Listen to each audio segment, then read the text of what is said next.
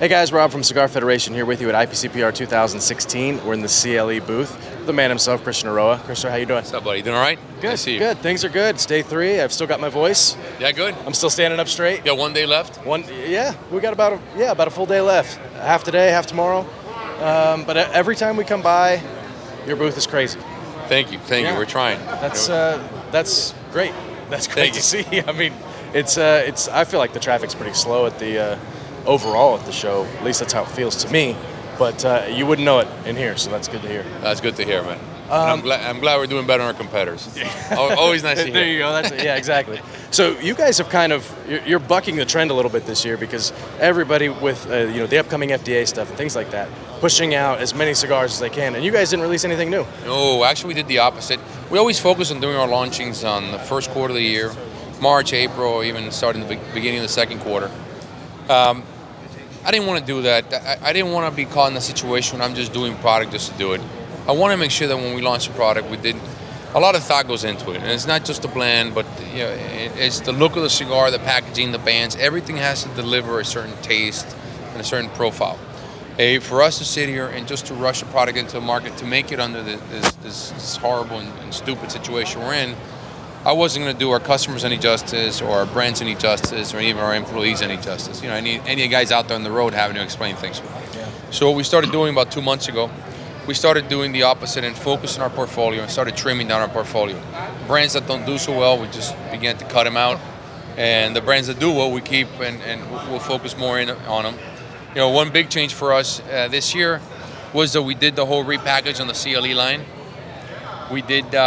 We went with the same people that do the Vejique bands. We did everything holographic. We want to make sure that the box is a lot more attractive. The cigars are great, but when we first did CLE, dude, I went too traditional, and I think I should have gone a little differently. Yeah, if you move over this way, and we noticed immediately. The immediate first pop was with the Eiroa 20. See, the cigar has a certain flavor, and I wanted it to produce the image that would represent the flavor really, really well. And it's taste of good tobacco. It's taste of the taste is very mature. It's very medium body, very complex. The wrapper that we use is a Mexican leaf grown in Honduras. We're using tobacco called La Victoria. That was tobacco from my grandfather's farm in Cuba, because he named it after his wife, my grandmother Victoria. And this is tobacco that my father grew for his cigar called JRE, which you'll talk to him now. And he did not want the cigar to be that strong. And it was growing during the dry season. Tobacco came out very thick, 3rd primings and 4th primings. So another man's trash, another man's treasure. My father actually gave me a blend. I took that blend and worked it up even a little more, to the point that we came up with the end product. And we box press the cigars. One interesting thing that we're doing with all our cigars, and I'll show you in this one here. I'm the biggest enemy of cellophane. I absolutely hate cellophane. But of course we're having the problem of breakage. Why don't I like cellophane? Because I think cigars need to marry each other. Like if you notice, we took the lid of this thing and the smell is just there. If you allow cigars to marry, the taste is even better, because the cigar, once you finish it, is not actually finished. Then comes the next process. For the same reason people hate cigars. Yeah. We do tissue wrap on the bottom. By the way, this cigar is the Azabache. It is a TAA special. And what we do with our cigars, we tissue wrap and then we put the barcode in the back, because barcodes are an eyesore, but they're also very necessary. A lot of states are controlling us. Stores are investing a lot in their POS system, so we want to make sure we did something to help them out as well as protect the cigars for us. So now that I am happy I was able to declare war on cellophane, I think I'm winning, hopefully. And of course we're focusing a lot on the Eiroa brand. We have the traditional Eiroa, the Eiroa, the 48x4 and the traditional one. Ended up getting Cigar of the Year from Cigar Journal. Very, very, they like that taste a lot in Europe. It's very tobacco, which is a huge compliment to us, because that's the market that we compete head-to-head against, the Cuban cigars. And whatever people's opinions are in Cuban, they are extremely popular. And to be able to be in that category was extremely flattering for us. Okay, so we're going to talk about the Prieto. The Prieto, yeah, we have 2 cigars that we did. It's the first time we do a CLE out of Nicaragua. We ended up doing the Prieto. It's a box-pressed, broadleaf wrapper, Condega and Jalapa tobacco in it. Medium to full, very, very creamy. And we did the same with the Chile. Box press Connecticut cigar. They're doing extremely well. These were launched in I think March this year, March, April. They're doing extremely well. I thought for sure that the Prieto was going to be a #1 seller, but actually they're selling pretty evenly, the Really? Chile and the Prieto.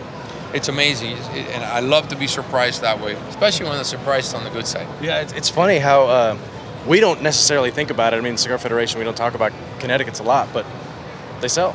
Cigars, no, and not only do they sell, but this one in particular, and I'm not a Connecticut fan, I like the stuff with more body, but the Connecticut will fool you. The cigar actually does have a lot of body to it. It sneaks up on you a little bit. Yeah, no, man, this is right in your Oh, face. it's right there. Okay. Yeah, it'll pop you right in the head, right in the nose, as soon as you start. Definitely one of my favorite cigars is CLE Signature. That cigar, we originally did it, and they were packed in tissue wraps. There was no band on these cigars, but we had to change that. Cigars without bands, today they begin to be known as cigars in bundles, and it's really a good quality cigar. We had to go ahead and do the same tissue wrap. We added a band to it, made by the same company. Just everything about it is made so it pops and it stands out, because I really want customers to try it. It's a different kind of cigar experience. The tobaccos we use on the CLE brands are not used anywhere else. We look for medium to full body, we look for no aftertaste, we look for a sweet finish on the cigars, and true tobacco taste. Just opening these boxes is incredible. The Eiroa 20, the one I showed you earlier, we even picked the cedar for that cigar. So if you smell that box as soon as you open it, the smell, you just salivate. We did it like that on purpose. So a lot of thought goes on to what we're doing. That's why I just couldn't rush another product down to the market. I wasn't going to do it. You had enough on your plate already. When you're doing a kind of a facelift on everything. That's right. Right? I mean, and they look great. The packaging looks fantastic. I can understand why everybody's so excited about it, and I can see why the booth is so full. You've got a cigar for everybody.